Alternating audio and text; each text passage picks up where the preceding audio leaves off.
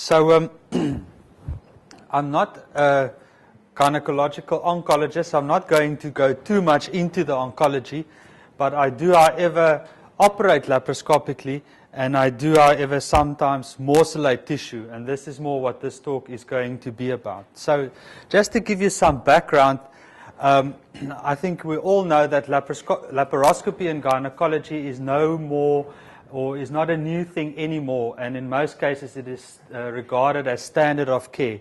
And the recent advantages in our endoscopic equipment and advances in our training and our experience have led us to do more and more procedures and bigger procedures laparoscopically. So much so that advanced urogynecological procedures as well as radical oncologic procedures nowadays are being attempted laparoscopically, as well as the benign surgery like total laparoscopic hysterectomy, subtotal hysterectomies, as well as laparoscopic myomectomies, now all becoming routine procedures for us.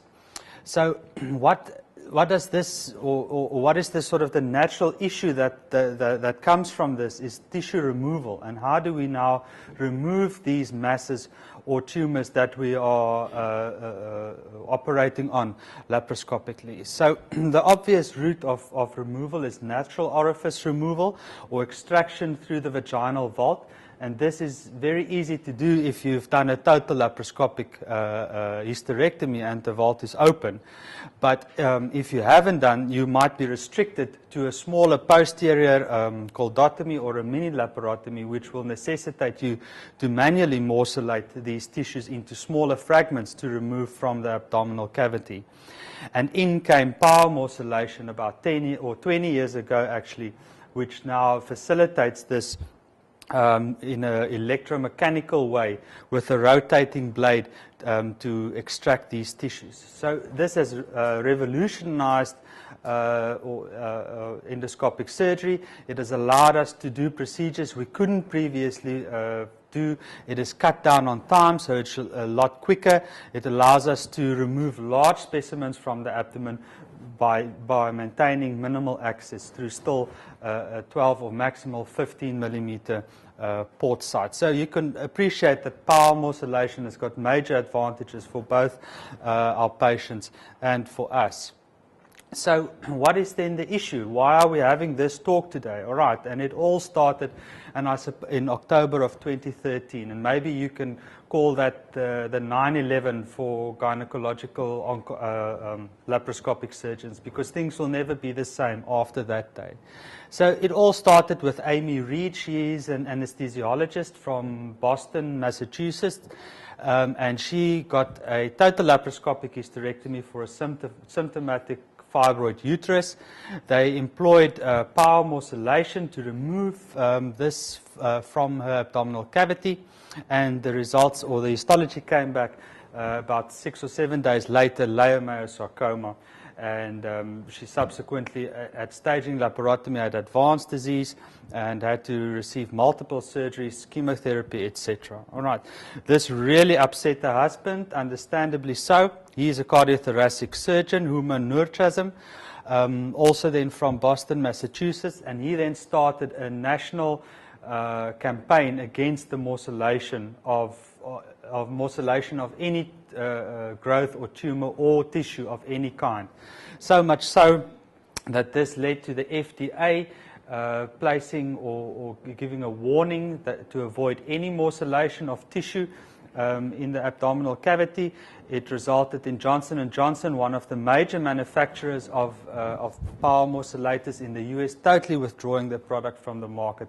And it has basically left us all very scared about what to do in these cases and how to proceed forward with morcellation. All right, so what is the issue? All right, so she, like I said, her histology came back as a leiomyosarcoma. All right, and this is the problem for us, because this is a very difficult tumor to diagnose before you operate it. So this is the questions then that we are asking ourselves and that we need some clarity on. So first of all, we need to understand or know more or less what is the risk of an occult leiomyosarcoma. Occult obviously meaning that you did not suspect it, there was no good evidence of it being there. You were actually suspecting to encounter a benign leiomyoma in this patient. Is there any way that we can distinguish leiomyosarcoma from a normal benign leiomyoma? Is that even possible with our current techniques that we have? What about the process of morcellation? What are the complications of the morcellation, direct and indirect? And is there then something else we can do? Is there another way that we can make this whole process safer for our patients?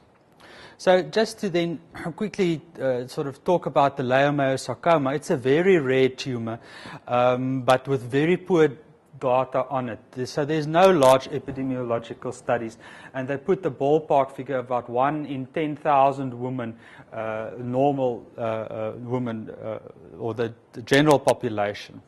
It's a tumor with very poor prognosis. Even if it's not morcellated, they've got an overall disease-free survival of 66% at 5 years. So it's a very aggressive tumor, like I said, even in the absence of morcellation. So the true incidence is not really known in our patients that we presume with fibroids, with ranges ranging or with prevalence reported from 0.45% to 0.014%. So this is a very wide range of prevalence reported in these patients. And also there is reports of a lower risk in the younger patients, and we'll talk about age some more just now. So a lot of work recently being published by Elizabeth Pritz. I'm sure, I think she's definitely either had myomas or has myomas, because this is all she studies.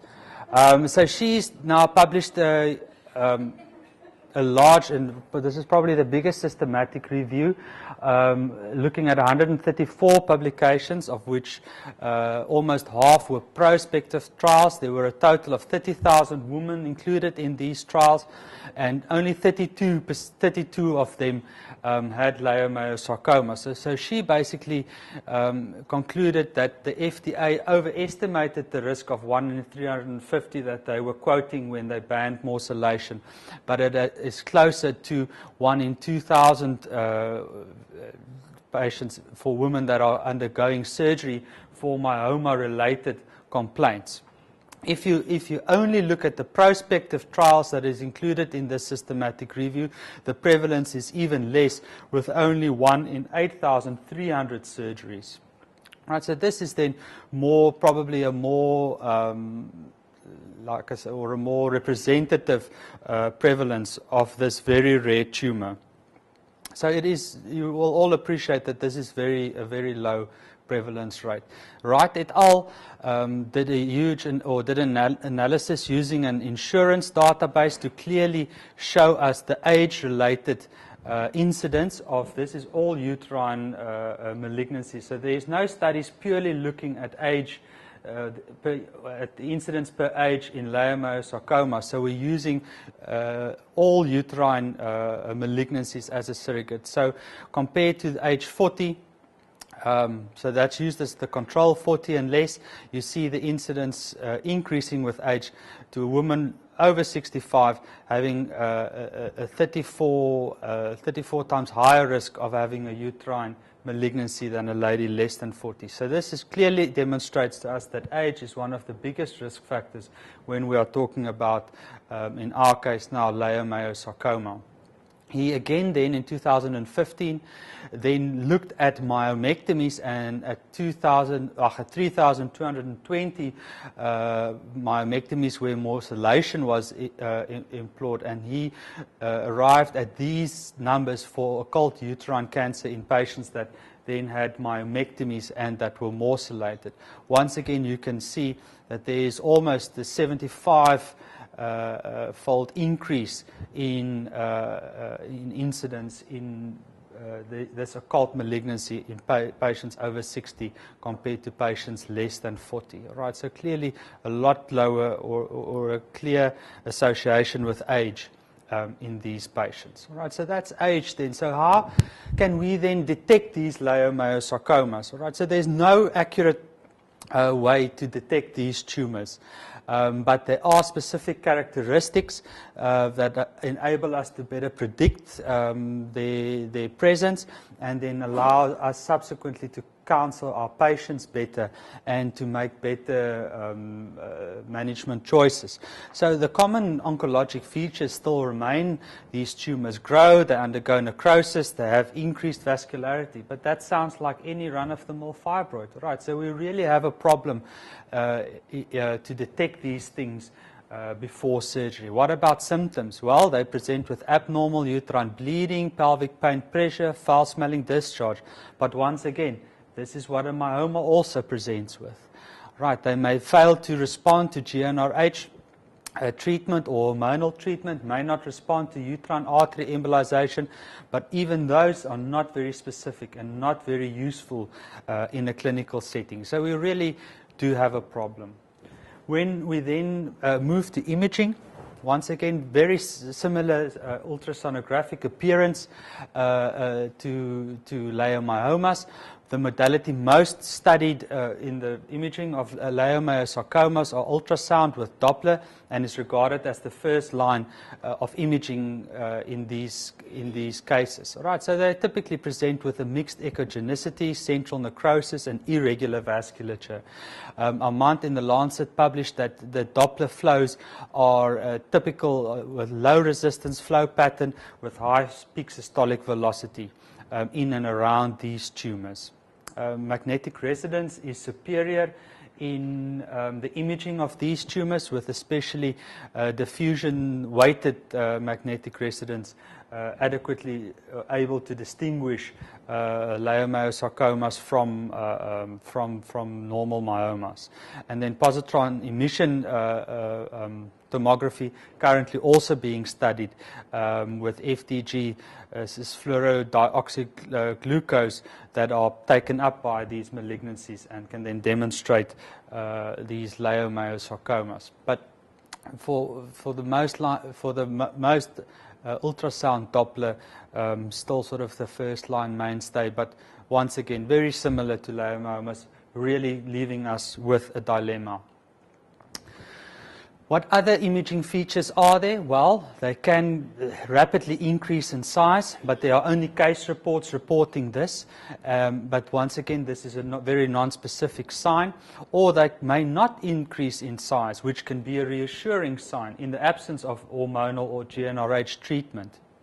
And then also Swartz et al. In a case series of 21 leiomyosarcomas found that almost all of them, or 95% of them, are solitary masses, right, and occur in a solitary fashion. So how can we then use these imaging techniques to predict the presence of a leiomyosarcoma? So the peripheral and vascularity in these tumors have got a positive predictive value of 19%. If you add other sonographic features, you can increase the positive predictive value up to 60% by looking at the size of the tumor, whether it's solitary, looking at the central necrosis, and the absence of calcifications. All right, so these sonographic features then can help you to increase your positive predictive value. What about serum markers? So this is an old paper I got to in 2002 already that prospectively looked at 227 patients, 10 of which had leiomyosarcoma, that showed there was an elevation in LDH. So this is a tumor marker that we can use then in our algorithm for these patients. We all know a CA125 in our premenopausal patients, not very specific, huge overlap with myomas and other conditions, so not really useful clinically. So that's with regard to serum markers. What about complications of morcellation? And this is the other big issue that we need to discuss with our patients. All right, so there are direct injuries. They are rare, but they do occur. Only 55 reported to the FDA. I think this is hugely underreported, right? And most of them being large or small bowel, as well as blood vessels, but also reports of kidney, ureter, and bladder injuries, direct morcellation injuries. Then parasitic fibroids or spreading of benign disease, so retained small tissue fragments theoretically can grow again. and develop into parasitic fibroids, but the incidence of that is very small, and not more than 1.2% after power morcellation of myomas. The big issue then with regard to leiomyosarcoma is whether we are worsening their prognosis by morcellating the tissue. So does power morcellation worsen the already bad prognosis in patients with leiomyosarcoma? All right. So there has been proven, or it has been proven that leiomyosarcoma, power morcellation of leiomyosarcoma can result in seeding in up to 64% of cases. But other manipulations as well are also to blame for this. And most of the studies that evaluated that do show a better survival without morcellation, but do not make a distinction between manual or hand morcellation and power morcellation.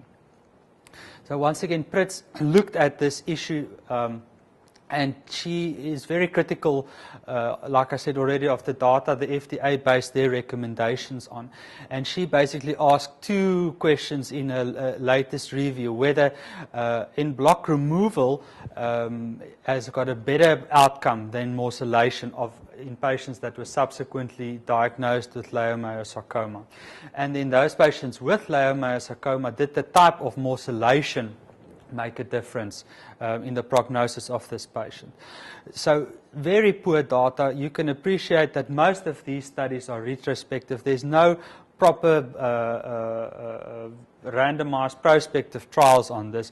Most of them small numbers. There's also huge selection bias in all of these studies, because most of these patients were selectively referred to oncology units.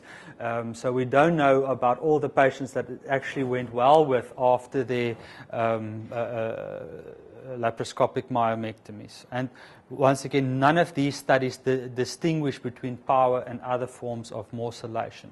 But nonetheless, what did they show? So if you look at these studies, all of them relatively small number, you can clearly see that there is a higher recurrence rate in the morcellation group, a lower recurrence rate in the en bloc removal group, or higher in the en bloc removal. I don't understand that one. But anyways, the overall survival, let's look here. So there is a slightly higher overall survival, but that's a non-significant statistic there. And then the en bloc also 3 times higher survival, or 3 times higher odds ratio for survival, 2.8, but with very wide confidence intervals. So clearly not very good scientific data for this, but it seems like en bloc removal of these specimens are better than morcellation. If you look at upstaging of these patients, you would see that power and hand morcellation had similar rates, 42 and 43% in upstaging of these tumors. So it seems like these two modalities are more or less similar, but even so, more than 50% of these cases weren't upstaged after morcellation. So once again, not really conclusive evidence that power morcellation does upstage the cancer. If you look at overall survival and compare power and hand morcellation, you will see that they have got similar survival rates as well. Right, so this leaves us then also still with a lot of questions. So now we can ask ourselves, what are the alternatives? Well, there's not enough evidence for clear guidelines to be published, and none of the gynecological or endoscopy societies have up to now published clear guidelines on the morcellation of fibroids or uteri for that matter. But they do, however, suggest an algorithm to identify patients at a higher risk for occult leiomyosarcoma. So the ESG steering committee, under the leadership of Hans Brolman, then basically came up with this algorithm all right, that is sort of easy to follow and can be applied to most of our patients. All right, so they suggest that when you consider morcellating a fibroid in a patient, you first look at your imaging. Okay.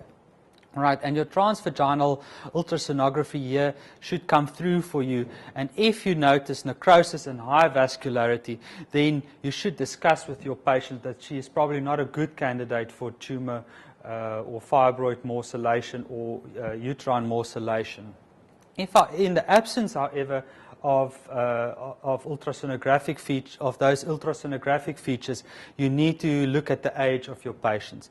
In your younger group of patients, we know that the risk of occult leiomyosarcoma or any other uterine cancer for that matter is very low. All right, so you can then counsel your patient on a minimal invasive management, and that she might consider morcellation in this case.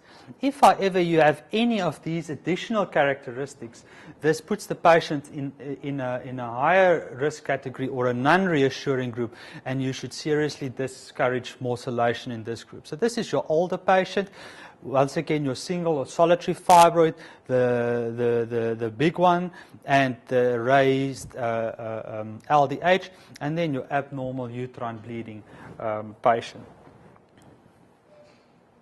What about our other option? Contained morcellation have been used by the urologists for quite a number of years. They morcellate low-grade renal cell carcinoma, and there's numerous studies from the urologists that have proven same survival as open nephrectomies in these cases. Gynecology, the evidence of in-bag morcellation is still sparse at the moment. Few in vitro studies by Cohen and Einarsson, where they basically studied in vitro in the lab the use of in-bag morcellation technique and looked at spillage of cells from the bag, but it looks like there is promising results. And I don't know, for those of you, I don't know if you've seen in-bag morcellation, so that the idea is then that you inflate the bag. All right, the bag is introduced into the abdomen, the bag is then inflated in the abdomen, and the specimen is inserted into the bag, and the morcellation takes place completely inside the bag, and the bag is then extracted without spillage of this tumor. So it's quite a big bag that is systematically inserted into the abdomen, one corner at a time through a 12 millimeter port. This is, however, a bit of a cumbersome process. Once the bag is in the abdomen, it is opened, the specimen is then placed into the bag.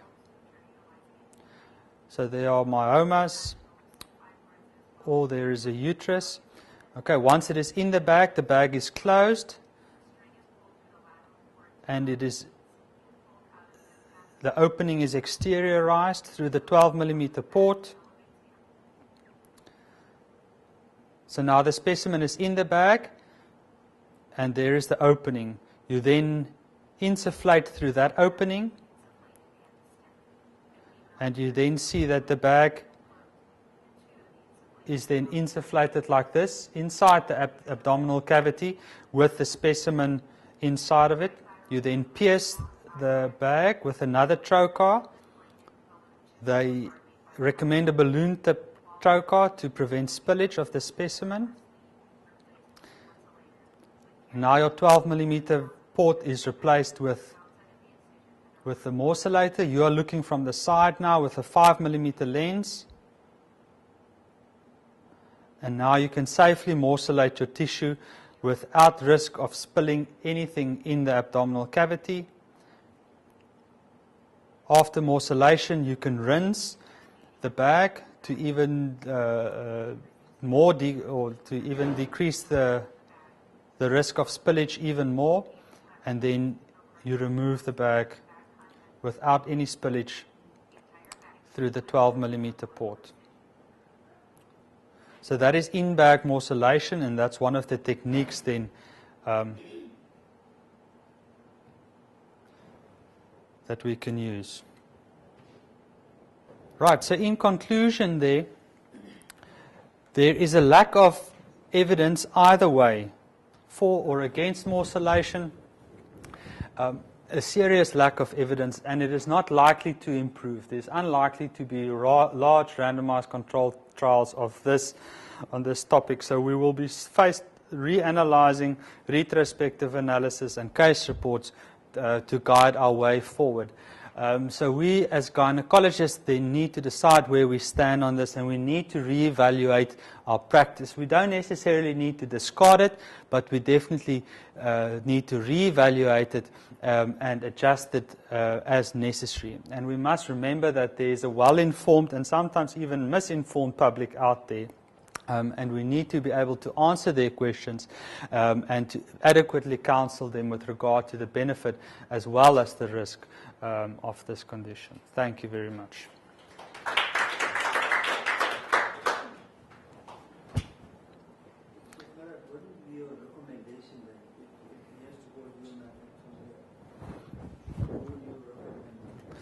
Well, I would go according to the ESGE's guidelines. So in your younger patient, which is where we do most of our myomectomies for fertility reasons, in the absence of any worrying sonographic features, I would still counsel the patient with that there is a small risk, but then we're talking about a prospective risk that Prits said 1 in 8,000 at least.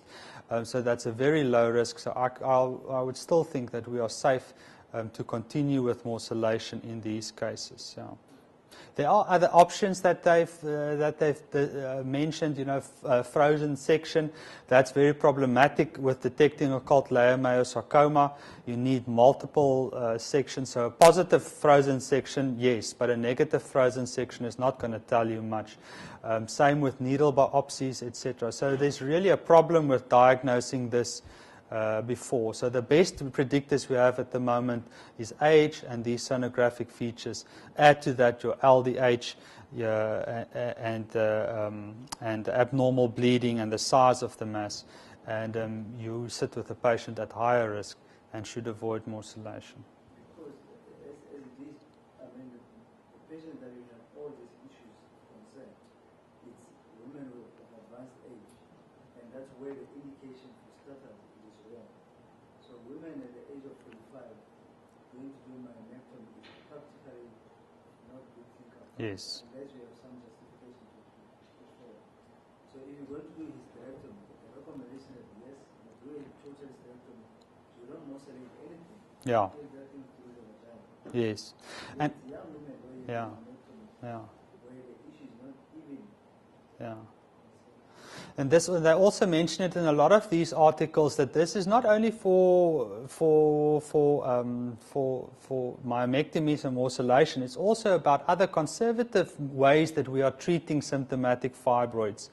Uterine artery embolization, gonadotrophin or GnRH analogs. All of these can also hide an occult leiomyosarcoma. So we should think twice about these conservative methods for our older patients with symptomatic fibroids. And there's a lot of people that are arguing for, almost in brackets, diagnostic hysterectomy in these patients for detecting these these occult malignancies. But once again, there it becomes weighing up the risk of performing hysterectomies in these older women versus not. But yeah, there are people that are suggesting that.